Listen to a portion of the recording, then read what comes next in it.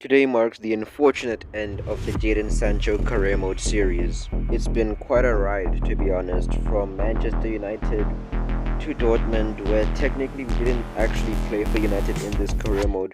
We did move him to Dortmund, where he would try to find his form and try to prove to everyone that he still has the talent to be one of the best players in the world. We did the best that we could for Dortmund, but eventually, due to Sancho kind of wanting to be in a better team, to have better opportunities, even though he didn't really want to leave, the coach was giving him the side eye, and also because the board wanted to cash in on probably one of the most expensive players in their history. We did have to leave, and we did join AC Milan. And then from there, we turned around a terrible AC Milan season and a quite disappointing season for Jadon Sancho. But now we're here, the beginning of season 3, the beginning of the final season. We're going to speed through everything in this season, speeding through the Serie A, speeding through Coppa Italia, and speeding through the Champions League with a bit more focus to see if we can win it all at the end of the season. So without further ado, let's begin the Treble Challenge. Chelsea, Trabzonspor and FC Copenhagen are our fellow group mates, and looking at that should be an easy qualify for a team of our caliber. And to start things off, we have to face Chelsea at Stamford Bridge. Start this game off strong and on the front foot, and eventually Salamakers is able to find Iglesias on the counter-attack. He's 1-on-1 against Mendy and is able to put it into the back of the net without much trouble. 1-0 to AC Milan. And 1-0 is all we need to pick up a result against Chelsea and grab ourselves our first 3 points of the group. It wasn't the prettiest game of football you're gonna see from AC Milan, but hey, as long as we pick up the win and those 3 points, we're not complaining. We head to the San Siro in our next game, and in a game that we are expected to win, nothing but victory is going to be accepted by our fans. Start this game on the wrong foot, giving away a penalty to Trabzonspor, and they put it away to punish us for our mistakes in the box. But it wouldn't be long before we would show up on the score sheet as well. We gave Salamakers a good ball, and he's 1-on-1 against the goalkeeper. He hits it far post, and it's a nice and simple finish for Salamakers. And just like that, we've equalized the game. And with momentum on our side, we can only see this going one way. Straight out of the gates from the second half, we'd assert our dominance once more. Ilkay Gundogan giving Jordi Alba of all people a 1-on-1 opportunity against the goalkeeper, which Jordi Alba does not miss.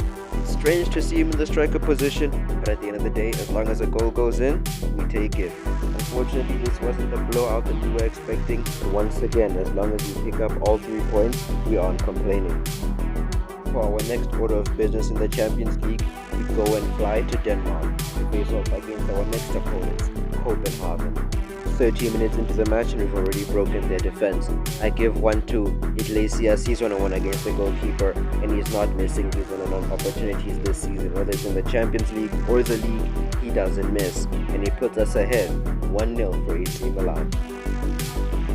We get a set piece at the edge of the box in the 80th minute, and honestly the delivery was a bit poor, but we didn't let the ball go like that. The attack was still on. With a bit of good passing play and some smart movement from Jadon Sancho, we'd find ourselves 1-on-1 against the goalkeeper. With only him to beat, Sancho definitely makes sure that he puts it past the goalkeeper, and we walk away from Denmark with a 2-goal lead. And another 3 points in the bag.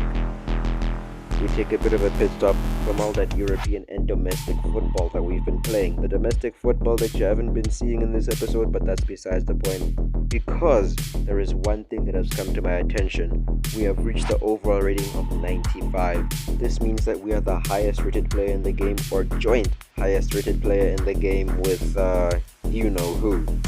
This also means that we will be a contender for the Ballon d'Or, but whether or not we win it, we'll have to wait for the ceremony day. The men we have to overcome to win this award are no pushovers, with Mbappe, Salah and Messi also gunning for this award. And much to the dismay of Sancho fans around the world and to the surprise of very few, Mbappe scoops this year's award. But mark my words, Ninja Turtle, we're not losing it next year. But now that the Ballon d'Or ceremony is over, this is a good time to look at how we're doing in the league, I can't show Coppa Italia because I want that to be a surprise, but as you can see, both in the league and in the Champions League, we've been very dominant, so far so good in our treble dream. And we also draw Bayer Leverkusen in the Champions League round of 16, a team that Jadon Sancho does have quite a bit of history with. To make things interesting, we start this round of 16 tie at Bayer Leverkusen's home country, Germany. This would be the first time that Jadon Sancho has stepped foot at Germany since he left Dortmund. So why don't we show these German fans what they've been missing? With a point to prove, we waste no time to get on the score sheet, smashing it past the goalkeeper with a bit of assistance from Lazatic to send us on our way into a one-on-one situation against the Leverkusen goalie. But we wouldn't stop there, as on the counter-attack, Salamakas finds me, and now I'm one-on-one against the goalkeeper, but I decide to lay it off to Lazatic as a way of saying thank you for the assist he gave me earlier in this game. But that's not enough for us, as in the 71st minute we send Lazatic away one-on-one against the goalkeeper once more, and he rifles it past the goalkeeper. And we are leaving Germany with a 3-goal advantage heading into the second leg at San Siro. This tie is all but decided. We return to the San Siro for a Champions League tie against Leverkusen once more. But we held our nerve, and like I said, the tie was decided in the second leg, and we just decided to have a bit of fun. We took a shot, Geltrud got a shot, but Lazatic, being the power that he is, put a goal in, and honestly that was the only goal of the tie. Not because we were slacking off, no, that's not the reason, that would never be the reason. We just didn't want to hurt Leverkusen's feelings too much. But anyways, I digress. We are now into the quarterfinals, and we can't wait to see who we draw. It could be PSG, it could be Barcelona, it could be Bayern Munich, it could be Benfica, it could be Liverpool, it could be Juventus or City. But whatever team it is, we will get past them. So we draw PSG. How fitting. I told the Ninja Turtle that I wouldn't lose to him again, and that didn't mean for the Ballon d'Or only. We start this tie away from home at the Parc des Princes against PSG, who have been a formidable foe in this career mode and have proven that they are serious about the Champions League. But guess what?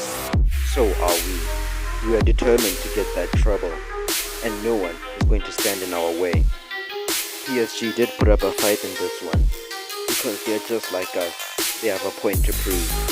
So it was no surprise to us that they were the ones with more of the attack, more of the possession, and the ones that looked more threatening in front of goal. But listen, our manager knows what he was doing.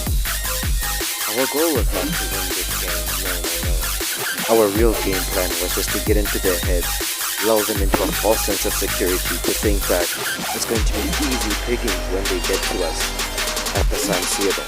Well, they're right, it will be easy pickings, but they're not the ones who will be doing the picking.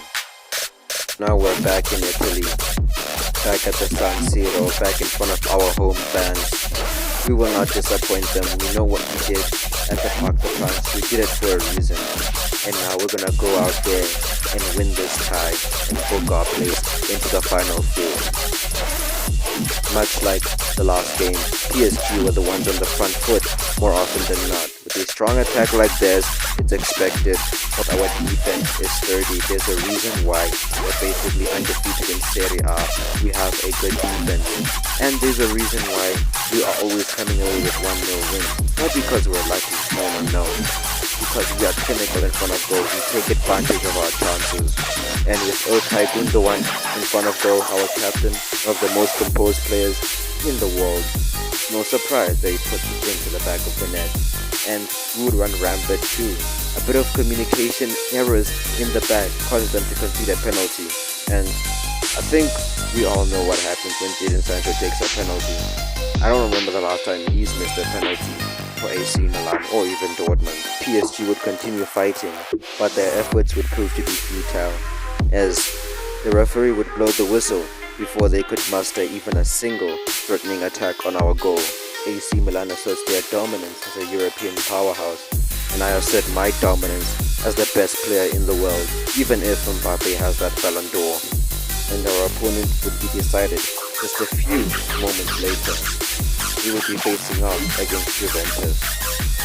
For them, a way to spoil one of their most bitter rivals, sensational season, and for us, just another obstacle in our path to European glory. But make no mistake, don't underestimate this team as they are really no pushovers. As a good pass from the midfield gives Vlahovic a one-on-one opportunity against our goalkeeper, but that chip is weak. We get a penalty, and I think everyone knows what happens when we get a penalty. In the 37th minute, we take the lead, 1-0 away from home. Perfect. Thankfully, Mike Maignan was able to bail us out despite our defensive incompetence, as he saves the Vlahovic penalty, giving us another counter-attack in the 85th minute. Lazatic one-on-one. The Serbian striker's on fire, especially in Europe. It wasn't too much of a surprise to see him hit that one in the back of the net as well. So the game ends 2-0 to AC Milan, and we head into San Siro with a 2-goal lead against our bitter Italian rivals. So we're back at the San Siro, the Champions League semi-final second leg. We're just one step closer to our goal, 90 minutes away to a Champions League final. AC Milan's first Champions League final in quite a long time. Now all we had to do is just remain focused. And I won't lie, this game was pretty boring. Nothing interesting happened on Juventus' side, and nothing really interesting happened on our side. Sure, a few moments that would probably wake up any sleeping fans, but at the end of the day, a result wasn't needed in this game, much like we had against Leverkusen. And just like that, we booked our place into the Champions League final. Manchester City and Erling Haaland proved to be our final hurdle. And in preparation for the big day, we cleaned house in Italy, grabbing the Coppa Italia once more 2 years in a row, and winning the Serie A as well 2 years in a row. So now, 2/3 of the job is done. We just miss one more piece of the puzzle. And this piece of the puzzle is waiting to be collected on the grandest stage of them all, the Champions League final at San Siro. Two of your finest teams do battle one more time. Probably their only time to do battle. Man City on one side, AC Milan on the other. Man City starts strong and gets themselves a free kick in the 20th minute. Some good defense from AC Milan and passing from Alfonso Davies clear the danger. And on the other end, we're able to get ourselves a penalty. The pressure is on us, but Sancho never crumbles under pressure, and we tuck it away top left-hand corner like we've done all season. And just like that, we have struck first blood in the Champions League final. Getting into the second half, the coach told us in the locker room, he said, hey, listen, the Champions League trophy is in our hands now. All you guys have to do is hold on. They will have to be the ones who make the move. They will have to be the ones who try to make something out of this. Don't force anything. Let them do all the work. Because sooner rather than later, they will make a mistake. And one of you will capitalize. But just hold on in defense. I know you can do it. So that's exactly what we did. We held on. Attack after attack after attack. Pass after pass after pass. Run after run after run. The defense remained solid, and in an effort to ensure that we taste this glory, Sancho even tracked back and became a right back. And so we outlasted City attack after City attack after City attack. Basically 20 minutes, maybe even 30, yes, 30 minutes of City being on the front foot, but we remained solid, we remained sturdy.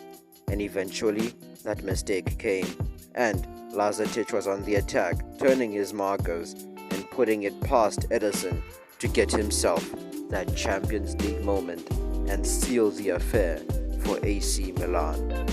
Thank you, Lazatic. Your services deserve the utmost recognition. And just like that, it's over. We have done what we set out to do. We've won it all. AC Milan has now become the best team in the world, or at least the best team in Europe. And not only that, but Jadon Sancho has solidified his place being at the top of the footballing table when it comes to football players. He is the best player in the world now. It's undebatable and it's indisputable. And with that, my job is done here. Sancho's job is done on this channel for this year at least. At the beginning of the career mode, we set out to win the Ballon d'Or and to taste the utmost of European glory, and we did exactly that. Thank you for sticking around for the journey, for those who did stick around. And it is with great pleasure and with great honor I present to you the 2025 Player of the Year, Jadon Sancho.